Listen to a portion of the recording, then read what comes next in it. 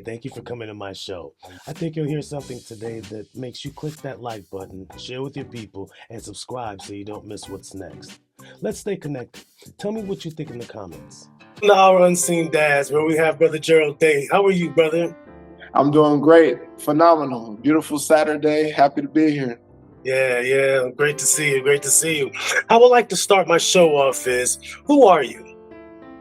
My name is Gerald Daye Jr. I'm a Haitian-Jamaican American, son of Gerald Daye Sr., who, really paved the way for me in Evanston, and then, son of Carol Crumbling, a hardworking mother who instilled hard work in me and faith, and a son of two great parents, and a brother, and an educator, a mentor, coach, actor, a little bit of everything, I'd say, for myself. Yeah. Who was your dad? So my dad is, like I said, Gerald Daye Sr. So my dad was actually born and raised in Port-au-Prince, Haiti, and came over to America when he was only 13. If I'm not mistaken, 13, 14, and then immediately went to Evanston Township High School. Because I've seen the photos of my dad with the big afro and everything. He was definitely styling and profiling during that time. But yeah, so my dad, a hard worker, knew that he was an immigrant, had to work hard to get his visa and what he needed, but graduated, went to Northeastern. My dad was a musician, so he actually had a band called Belize Breeze. And I remember growing up as a kid, he'd always bring me to all his little practices. And I don't know what's going on. I'm just, a kid there. But like when I think back to it, like my dad practiced like 4 or 5 times a week and was performing at like the Wild Hair and, by Navy Pier, the Wild Hair, and this all throughout Chicago. So for me as a kid, I kind of looked up at my dad as a hero. He was like the lead singer, the leader, the group leader, and a pianist. So that was like his specialty, playing piano. And as I grew up, he tried to teach me the piano, but that wasn't really my thing.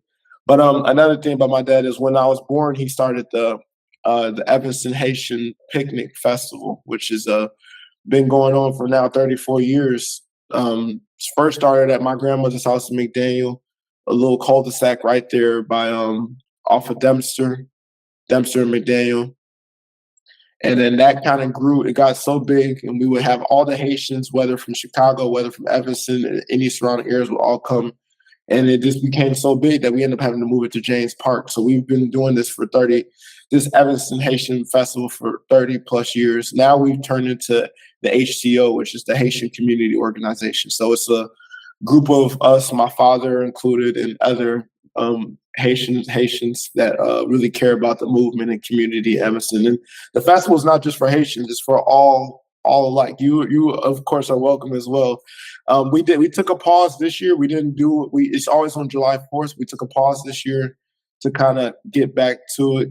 This was like the first time we didn't do it within the 34 years. But like I was saying, we just did an event last Saturday back at my grandmother's house. So first time back in like 25 plus years, and had a nice kids back to school event. We gave kids backpacks. We had free food. We had YMCA, a lot of different companies, sponsors came out. Astound came out, and they had little tents and tables. So it was a great experience. But to answer your question, my father is a man that was a musician, someone who was a creator of a great festival and community organizer and community builder, but someone who's just a great dad, someone who instilled in me hard work, effort. He taught me to, not to take life for granted. And I think with his experiences being in Haiti, having nothing, he instilled to me like what value I have as, being someone that was born in America that has all these opportunities. One thing that always rings in my head is take care of business. That's what my dad always told me, like TCB, take care of business. And that was something he always instilled in me. And it's kind of made me into the hard worker I am today, where, there's no challenge I don't see I can't overcome or attack. And if it's something I can't figure out, I will figure it out. And, my dad was a great father for me. And, I'm blessed to have had someone that was, been in my corner for so long. Yeah. What have you learned from him? I say what I learned from him the most is that hard work will beat talent. You can strive for anything in this life if you actually work hard enough and put your mind to it. And he's taught me like what you envision as impossible is your vision. Like you creating that vision of possibility, right? So like if I have a goal and I'm already before I even start the goal, already seeing that this is I can't do it. I've already defeated myself, and that was something my dad was always hard on me about was not jumping to the end before you even took your first step. You know, and that's another thing too. I would say is that my dad always taught me like you don't stop. Like there's not a end goal. Once you put an end goal in front of you, you stop your growth. So why not keep pushing yourself and find where you can keep um, reaching greatness for yourself? Yeah, yeah. What message did he teach you that you're teaching your children? It was perseverance. I think that was something that my dad always instilled in me is perseverance and pride. Like that was something which I think in my growth as a man that I've learned that you take pride at a certain amount and you have to be careful of too much pride. But he's always taught me like, well, for one thing, you're a Haitian man. Your ancestors fought hard to for you to be where you are, right? Like Haiti was the first, successful slave rebellion in the Western Hemisphere. So my dad always instilled me like, there's ancestors that made Haiti that brought Haiti to where it is, and also brought you. Because without like my dad, basically, like without him, I wouldn't be here, and without my ancestors, he wouldn't be there. So it's like being prideful that you're a Haitian man and that that you have something to fight for. You have something to give in this life, and you have value. It always taught me to value myself and not to think less of myself. Like to always have like a sense of pride and holding yourself to a certain standard. Now I'll instill that into my kids as well. To Mhm. value yourself and to have high standards and morals for yourself. As a black man, as a teacher, what are some of the biggest challenges you faced as a black teacher? My teaching journey started at Evanston Township High School. I started as a para, which, in my point of view, paras are one of the hardest working in the education industry. Or I shouldn't say the hardest working, but they get the most workload and have to carry the most workload, or they're almost the unseen hardest workers. And so I have a lot of experiences, at ETHS, as you know, it's very diverse. And, I was able to use my relationship with a lot of, because I've worked in Evanston for over 10 years with the YMCA before I even started my teaching career at Evanston Township High School. So for me, I had already built some fundamental relationships with a lot of the youth in Evanston. And because I started so long ago, by the time I started working at Evanston, these same kids that I worked with as first graders, kindergartners, second graders, they're now in high school. They're now freshmen, sophomores, juniors that they remember me as Mr. Gerald from the YMCA. They remember me as Mr. Daye. So it was kind of cool how things came full circle, but I was able to use those relationships. But even with kids I didn't know, I think even at ETHS, I wouldn't say there's a lot of young black male teachers there, right? So kids gravitated to me because I could share some of their experiences. One being a black youth, or I wasn't a youth, of course, but having had been a black youth at Evanston Township High School, having had, went to this school, having had went through some of the experiences that they went through as kids, as black youth in Evanston, where you're kind of sometimes in the middle of the crowd of there's so many different communities, but I feel like with black youth in Evanston, I think you get a kind of unique experience, especially at ETHS where it's so diverse. You kind of try to find your lane and where you fit in, and it's not always with the black crowd. Sometimes you're with the white crowd, sometimes you're with the Latino crowd, whatever it may be. So I think I was able to bring my experiences even just as Evanston, someone from Evanston, sharing experiences with them, and I think that helped me connect with them, and I think that's why students gravitated to me because I've lived the black experience, but I'm also a very real educator, and I make sure and I care about my work, and that's probably one of the most important things is that even if I'm a parent, whether I'm a teacher, like I put 110% of my work into my kids. Like even when I was in a program as a parent, I was making sure my kids got breakfast because I knew that they would come to school, be starving, and not want to do work. So I tried to find my lanes where I could help out and you know, really make an impact. But then now I say on the flip side, now I'm at Northshore Country Day School, which is I'm in Winnetka, Illinois. So I'm totally different ball game to Evanston. The diversity is I say it not whole opposite, but it's kind of some scarcity there, just to be honest with you. Yeah. You know, I'm one of two black male teachers at my school, so there's that as well. So, but I think even in that, I'm able to make even the same or not, or maybe even a greater impact at North Shore because now they're seeing a black positive role model male figure that's not only a role model to the black youth. And I make, sure that I touch and touch as in like inspire and motivate and support the black youth at North Shore Country Day because knowing that there's a small population of them, I want to make sure that they see someone that cares, that looks like them as well, that sees them.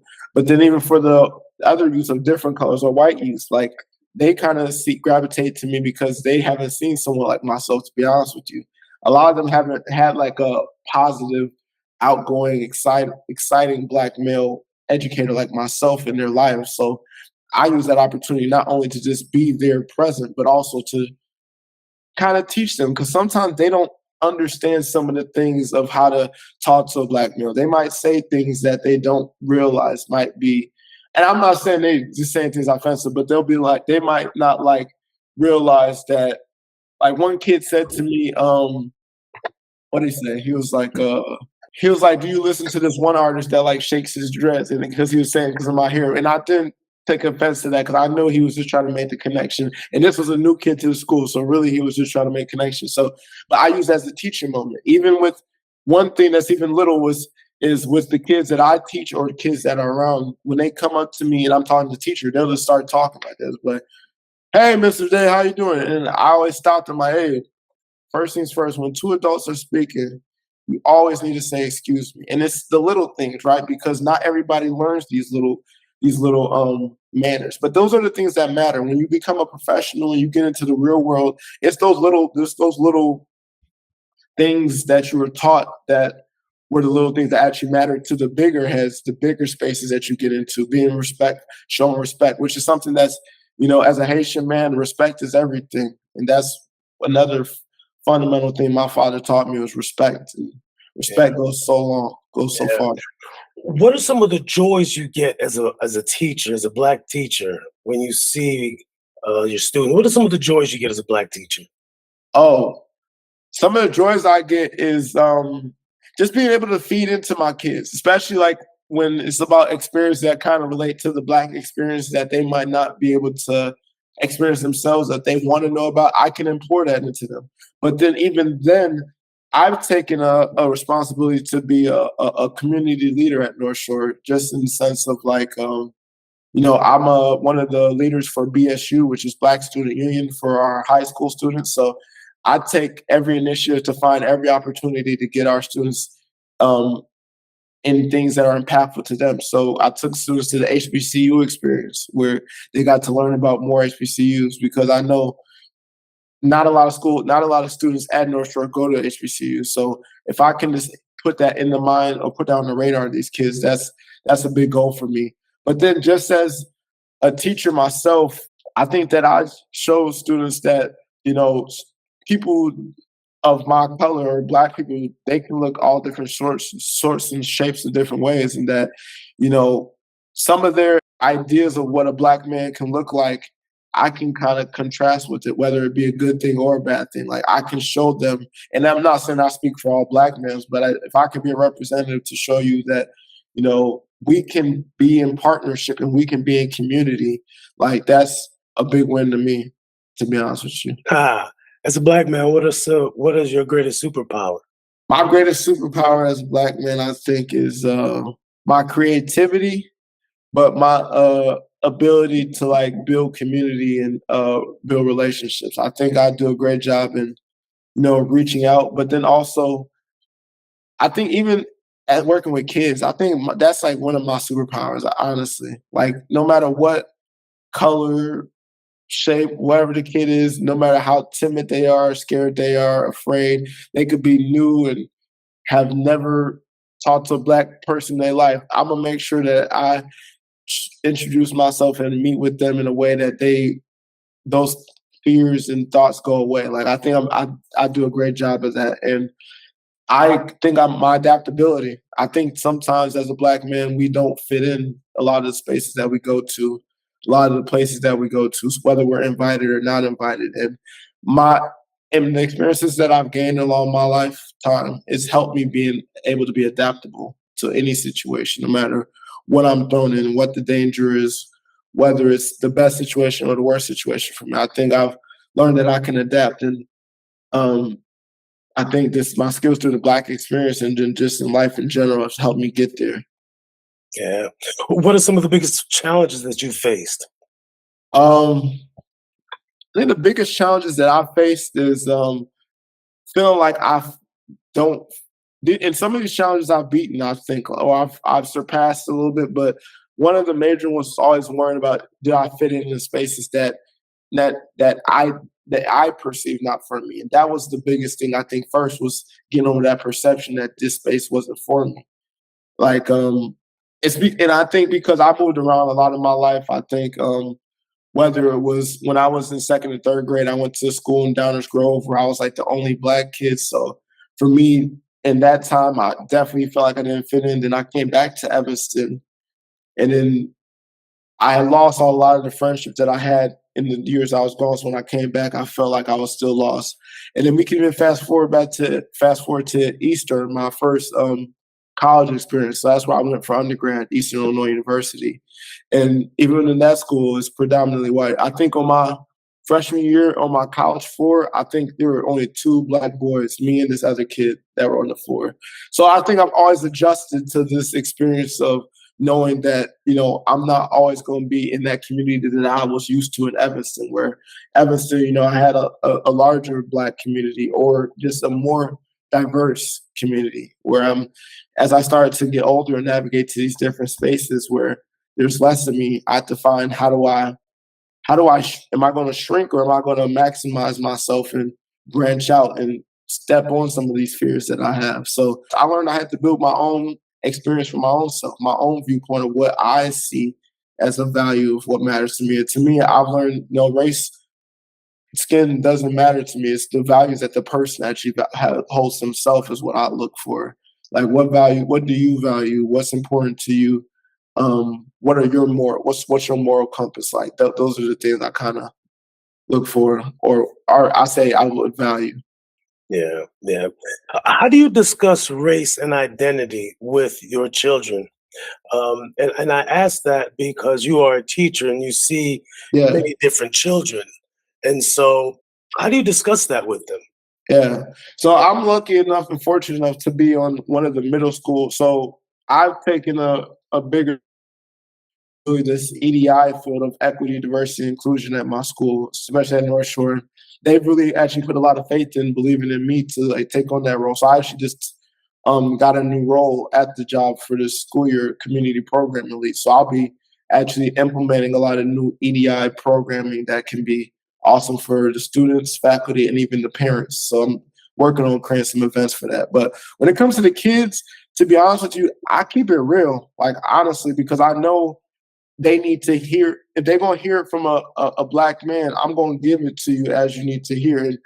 I think you have to be careful with that, right? Because I'm also working in a private school with parents that pay a lot for their kids to be there, so they have also an idea of what they want their kids to receive in schools. But when it's in the appropriate setting, like we do these things called these learning groups where kids get to pick a EDI focused kind of topic to be on. So like sometimes I'm with the sixth grade boys, which can be all different races, but not a lot of black boys. But anyways, within that, I'll take opportunities to talk about race. So, but sometimes I'll kind of attack it in a way that's favorable to them. So one topic I'll bring up is race in sports. and like how does race portrayed in sports? And I ask them real questions to see like how honest are they with themselves and what they see, and they're pretty honest. And then I name it. I name what they see. So for instance, we can talk about one of my topics was Angel Reese and Caitlin Clark, and how, with the instance where Caitlin Clark was talking trash, how, in the media it's okay, but then when Angel Reese started talking trash and showing the ring finger thing, doing the exact same thing Caitlin Clark did, she got bashed in the media. And then teaching kids how to know media has a lot of power in how they represent people of color and people of different ethnicities. So just that being an example, but also just, I think you have to be real with kids, because at the end of the day, like I've learned as a teacher, I only have so many shared experiences with these kids, and I have a responsibility to not only teach, but to lead and prepare you for the real world. And I think that's a part of it, is letting you understand that there's different races in this world, and that we all just have to have a mutual respect. And that's what I try to build for these kids, is to understand like nobody's greater than anyone. We are all on this earth breathing the same air as each other, but we also need to have a mutual respect no matter what we look like. So I take a lot of responsibility in my role within what opportunities I'm provided in my work life. Yeah, yeah. You you also work at Camp Coomba during the summer, Yeah. and the energy you bring to Coomba, man, is phenomenal. What do you think these children will take from your presence in a, I don't know, 6-week span, 8-week span? It's not even that long. It should be longer, but it's not that long. What do you think they'll take from that? Yeah, so I appreciate you bringing that up.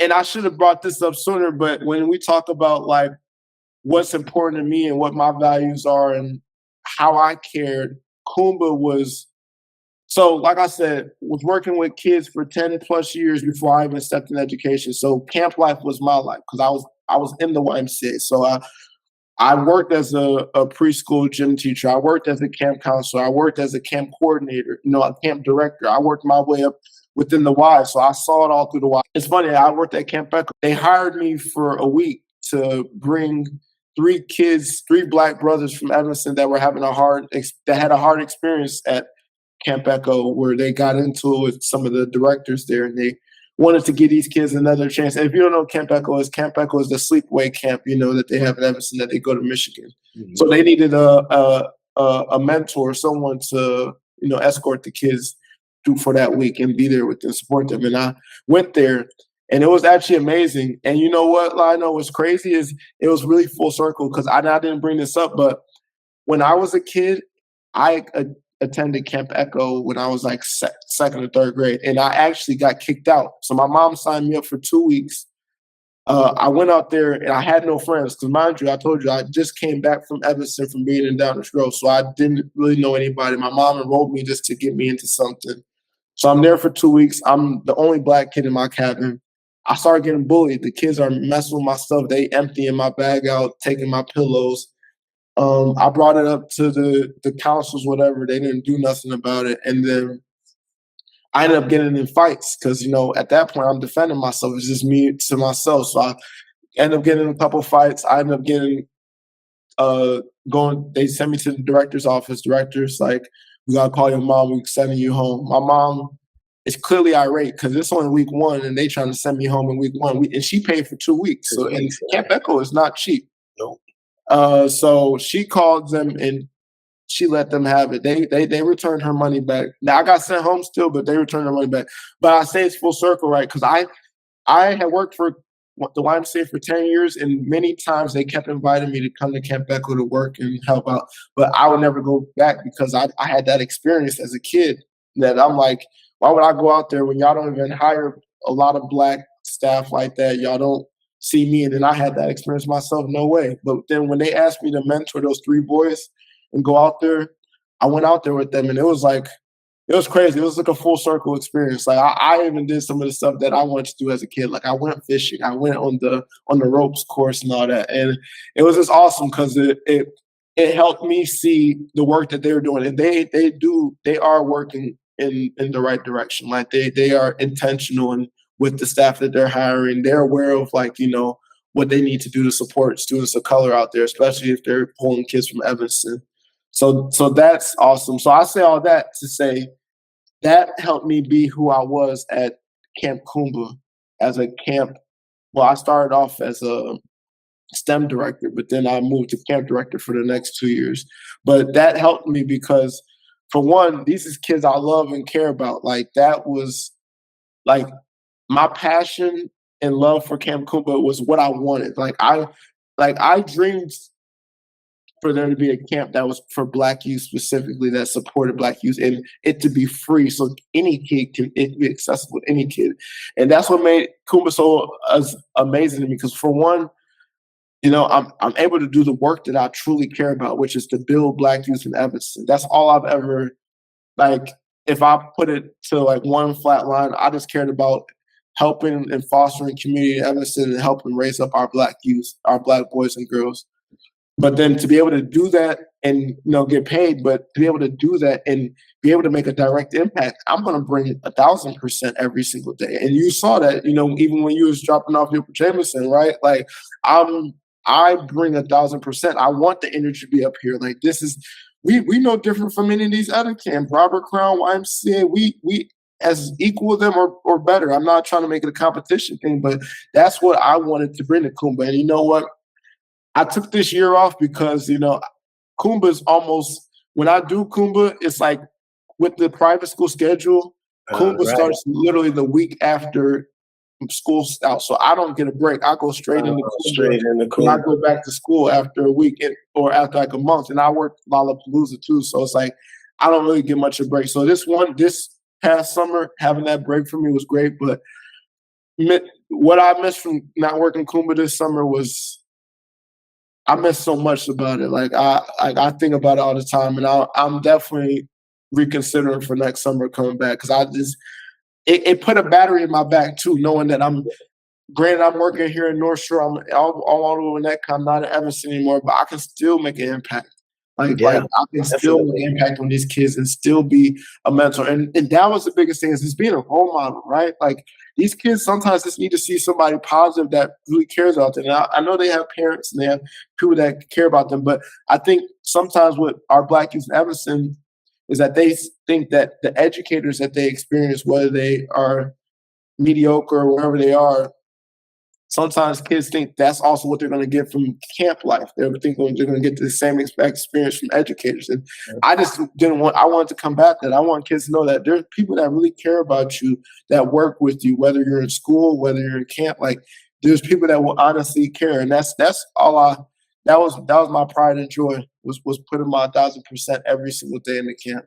Yeah. Those kids will definitely remember you. And, they'll remember how you made them feel. My oldest is 19 and he's now at U of I. But when we first moved in our house, his camp counselor, who was his favorite camp counselor, one day was walking down the street on the way to his house, which we hadn't known that he lived down the street. But he was on his way to his house. And he past our house, and my son's like, Daddy, there's Nico. I love Nico. That's my camp counselor. And it was just one of those things where he would just see him over the summer. Yeah. Right? But the impact that he made in his life is everlasting. That's what it's all about. And I think the same way with Jameson. Jameson sees you and he lights up, immediately. That's my boy. It's the impact that you've made on these children. I'm sure there's other kids that's the same way, And I commend you for that, brother. It is great work. Thank you. I appreciate that. That means the world. It means the world to hear that. You're welcome, because it's real. It's real. Here's my last question for you. What does liberation look like for Black men? Because a lot of times you hear Black men don't care, Black men aren't present, Black men are this, Black men are that. What will it take for people to actually realize that we do care on so many different levels? I think that comes with a mutual understanding of that, depending on no matter what identity or ethnicity or culture you're from, is that there's always someone else that can bring more to the world. And I think it's not just a black man thing. I think it's almost we need to respect all peoples. Like I think just moving forward in the world, like we we we worry too much to minimize other people's experiences instead of building each other up and trying to actually find a foundation of community where we all see each other just in an equal place, right? Like I feel like it's like so for one thing, I definitely do think like just for black men and for black women, but specifically black men, that there has to be more of a better outlook and perspective. Like just even in myself as a black man, right? That I have my master's degree, I have my bachelor's degree, but I can still walk down the street and someone crosses the street because they think that I'm a thug or like, or I can like, or for instance, right, I can be wearing my hoodie, my hair is how it is, right? And I'm walking down the street and it could be like 7, 8 o'clock and people get nervous or scared when I'm passing by. Like that bothers me because it's like it's too much. You're jumping to perspective that you haven't even experienced yet, or even said hello, or even like that's where I think we have as a people united need to be able to respect all peoples and all persons. Like that's where I'm at with things kind of, I do think though with black men though in general, just in the media and things of that nature, there is like an expectation of expecting men to be aggressive or to be a certain type of way. But I don't know. I think I come off as some of the opposite of the representations that are put out there. And it's not like I'm doing this intentionally, but like I try to be as authentic in myself as I can be so that people will take that and maybe be able to bring that to the next person that they approach, right? So I don't know. I try to say it as I'll do my part so that others can do their part. But I do think it takes us all. Everybody has to lean in, and everybody has to lower their guard a little bit, right? Because I think even now in this time and age, like we're all heightened. Like our fears are heightened, our senses, our nerves are heightened. But this is a time where you really got to reach in and grab somebody. You got to bring somebody in and bring them in close and have a conversation. That's where it can start. This is having a conversation. And sometimes we can't even get there. Sometimes somebody walk by and say hello, and we just walk right by them, and they just want to say hello. And it just sometimes can just start with just a simple hello, how you doing? So I walk by you, I might be nervous, but hey, how you doing? Like I'll even do that sometimes, right? Like if I even peep, you get nervous. I'm like, hey, nice to see you. Hello. And then I keep walking. And then maybe they like, what the heck? But then they might be like, man, wow, he said hello. God, man, like he said hello to me. And that was even like I came here kind of nervous, but okay, not bad. You know what I'm saying? So it's like it's the little things. There's this. Well, I'll let you say what you want to say, but I was going to bring up something. But go ahead. No, go on. No, go ahead. Wait. There's this movie I saw a long time ago when I was a kid. It made an impact on me, and I can't remember what it's called. I think it's called For the Greater Good. It's about this little boy, or maybe it's called The Good Deed. I think is what it's called. But it's about this boy who he wants to make the world a better place, and he does it. And his goal is just to do one deed a day. And what he does is he goes out every single day and tries to do one good deed for someone. And in return, he just asks them to you go do a good deed for another person. And the movie ends up kind of messed up though, because the boy dies, but it like spirals, and then everybody ends up just keep doing a good deed for the next person, like feeding someone homeless, and then that homeless person helps out someone who dropped their phone while they're walking, and then that person who dropped their phone while they're walking decides to hold the escalator, hold the elevator for the next person. So I like very silently as a kid for myself instilled that I will always try to do a good deed. Now I'm not perfect to do a good deed every day, but I try to at least put on my moral compass to try to do good. Like I always aim to do good for someone, help someone out, and that's always kind of been what I've tried to do, to then hopefully someone else will take something from this and do something good for the next person, or do right for the next person.